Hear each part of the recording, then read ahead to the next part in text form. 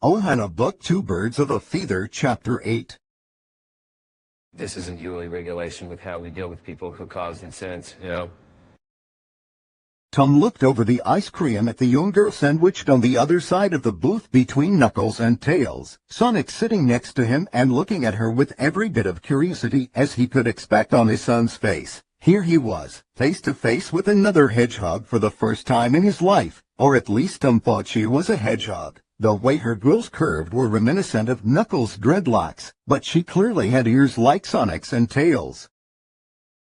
Sitting between his kids, she could have passed for any other alien, had it not been for the fact that he had witnessed her lifting a hammer more than twice her size and what he understood of alien biology of their species. That kind of thing was no small feat.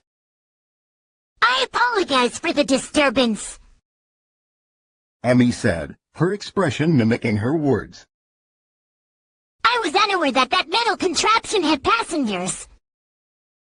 She turned stiffly in her seat and reached for the pouch at her side, similar to the one that Sonic used to carry his rings around in but better looked after. Then, Will 10 gold be suffice?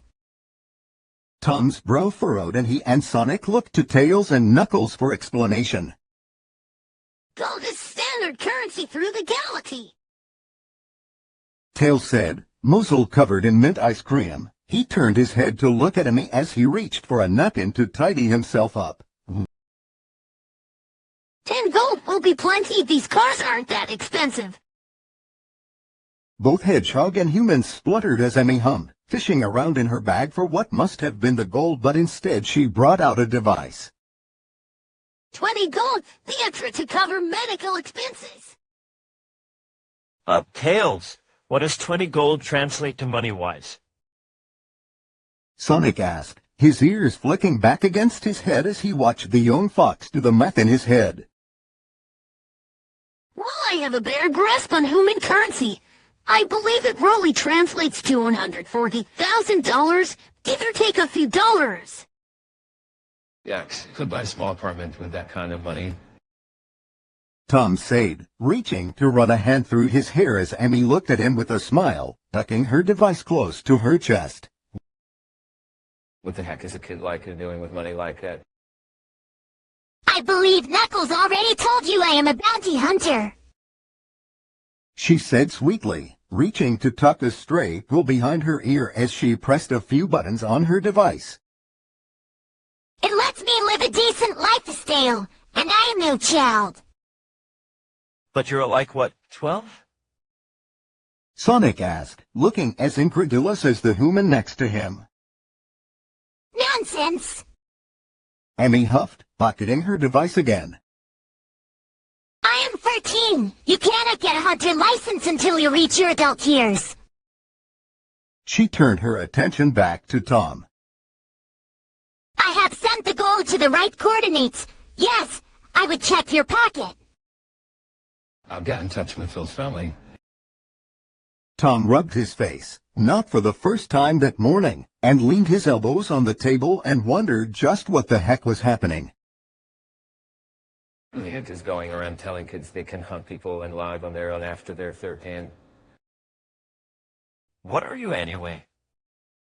Sonic finally asked the burning question in the back of his mind, his hand automatically coming up to pat Tom's shoulder in an attempt to comfort his dad. You look like a hedgehog, but you kind of look like Nux. I'm a hedgehog, Emmy said, brushing her hand down her shirt and finally paying attention to her ice cream. but only half. My mother was a Tenric. She lifted the spoon in the food, her cup lifting from the table with the motion. This is iced cream. Just as cream. Tails said helpfully, and Knuckles nodded, finally speaking for the first time since their arrival. Beware, do not attempt to indulge in so much at a time, or you will get the dreaded brain freeze. I must say, I'm excited to try something new. She hummed, twirling some of the melted ice cream around her spoon as Tom checked his phone and nearly had a heart attack at the amount of money now. How do I attack? From the side or? She's Knuckles' friend, all right.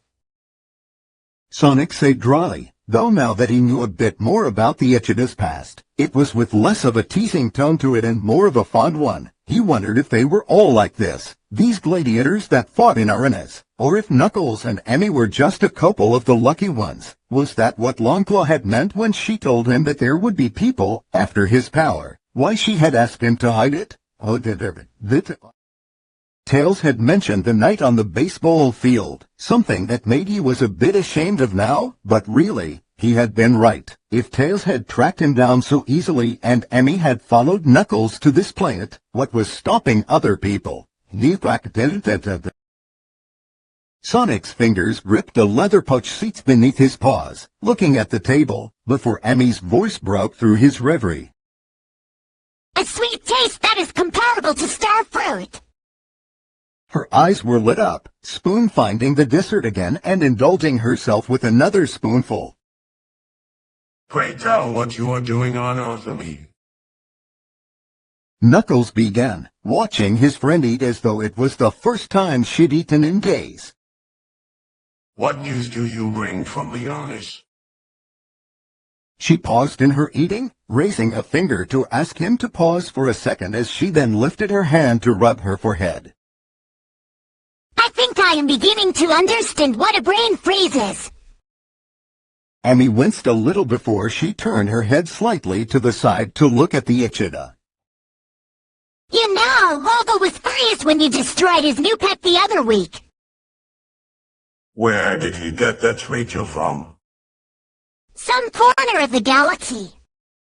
Emmy waved her hand, careful not to knock Tails, who was leaning in eagerly to hear the gossip of somewhere he'd never been. Arapsis, I believe he called it. You know, any fighting rings are legal in many parts of Earth. Tom started to say, pocketing his phone now that he was finished dealing with Fell's family. We would be safe here. What makes you think they're not illegal in many parts of the universe?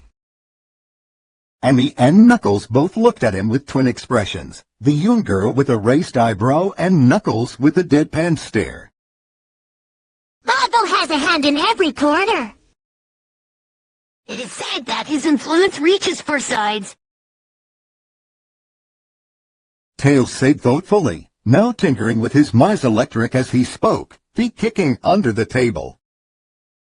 I've only heard of the gladiator harnessed through word of mouth. I've never seen one in person. And thank your stars for that, Git. Knuckles looked up at the ceiling, watching the fan turn around and around. The honors are no place for children. But your children. Tom looked like he was about to have an aneurysm or scream into a pillow. Sonic patted his arm. Mobian years are obviously different to human years. The hedgehog told him patiently, but rather unhelpfully as he inclined his head. Like how Ozzy is an old man but thinks he's a pup. In any case, Emmy returned her attention to Knuckles, leaving her spoon in her ice cream cup now that she was finished with it. everyone thinks you're dead. There was a beat. What? Came from all four Wachowskis, each of them looking more incredulous than the last. The hunters you took off with were tracked to the Mushroom Planet and informed the scout that you were led to this backwater planet. She let her fingers tap against the table, the rhythm soft with her gloves. When the spike of power erupted from nowhere, it was presumed that you died. Emmy bit her lip and emotion made her seem a little vulnerable. I was worried, Sai. So you thought you'd come to investigate it yourself? Knuckles finished for her. Essentially, yes. He reached to take hold of her hand, giving it a comforting squeeze in a move that surprised his brothers to see him so soft. It must have been the power spike from Sonic during the battle with Robotnik. Anybody with any kind of just sense would have felt that no matter where they were in the universe. Sonic took note of his lack of mention of the Master or chose emeralds, lifting his foot to kick Tails under the table and earning an O from the fox in return to stop him from talking about them. It did them no good to let her know if they didn't know they could trust her, and was she seemed to be good friends with Knuckles. She was also a bounty hunter. I guess you're free, my dude. He said to the Echidna, looking at Knuckles with a small smile. Knuckles, on the other hand, didn't seem to be in the celebratory mood. I am unsure. He began, pursing his lips together and gnawing on the bottom one in worry. If you were able to figure out my location simply based on coordinates given through rule, what is stopping others? Amy gave an unhelpful shrug, seeming to agree with him, but at the same time Sonic couldn't really tell what when it came to her. He'd only known her for little over an hour, and Knuckles it seemed had known her most of his life. He looked at his brother, then turned his attention to the human at the table. Tom let out a small sigh, reaching to scratch the hair at the back of his neck. Whatever you decide to do, whatever you think is right to, always have a place with the Wachowskis on Earth, Knuckles. He said, receiving a grateful, small incline of the head from the Echidna. Dad, what are you? Knuckles huffed out a small chuckle, shaking his head. I am not going anywhere. Do not mistake me for a coward. Lord of Donuts, however, at the first sign of trouble, I will lead the tribe. He glanced at Sonic and Tails, then Tom again.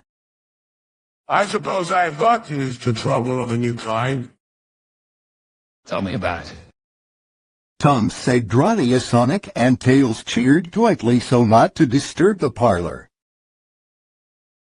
I wouldn't dream of asking you to leave, Knuckles, but I think perhaps we should talk about what your friend is going to do. Amy blinked as attention returned to her, looking a little puzzled. What do you mean what I am going to do? She questioned, placing her hand on her chest. I am a warrior, and take care of myself. Yeah, no. See, there's a rule that kids can't live on their own until they're 18. Sonic was an exception, of course, but he did mention that. I know wherever you've been raised, you think that you're an adult, but the way you look. Tom trailed off as she glowered at him.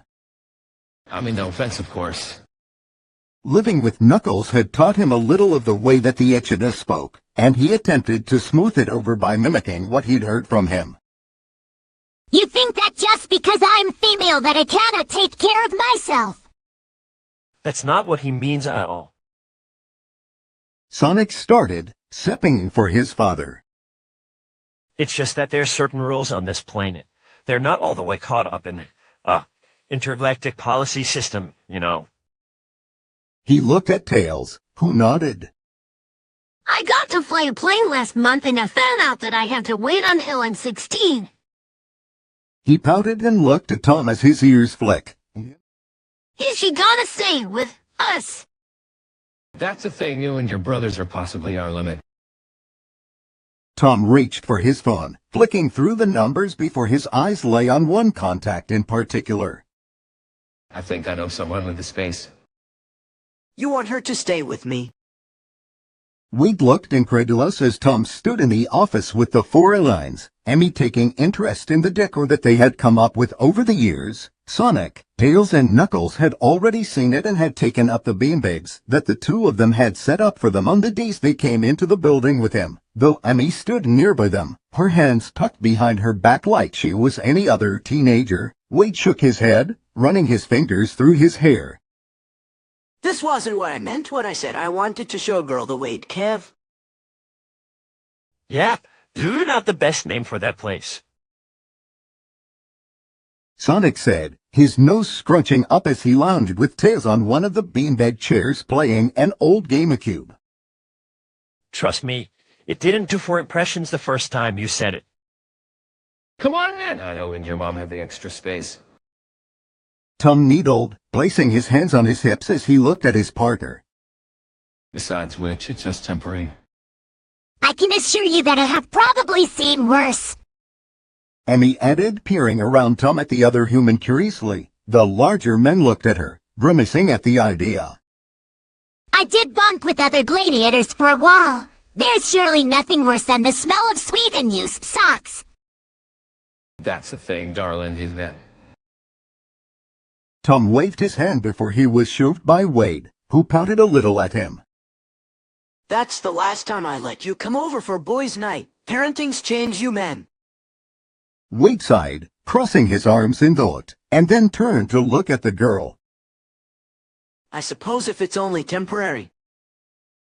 I can pay rent if that helps. She said sweetly, smiling from ear to ear. Please, Mom wouldn't accept it.